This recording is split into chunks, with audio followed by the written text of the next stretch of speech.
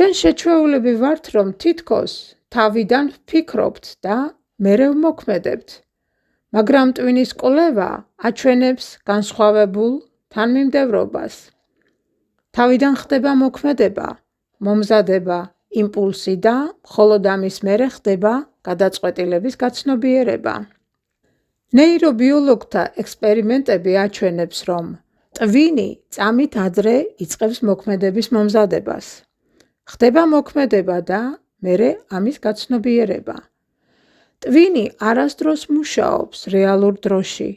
ის ყოველთვის აყოვნებს, ახდენს სხეულიდან და გრძნობების ორგანოებიდან სიგნალების შეგროვებას. აერთებს მათ და მხოლოდ ამის მერე გადმოგცემს აწმყოს შეგრძნებას.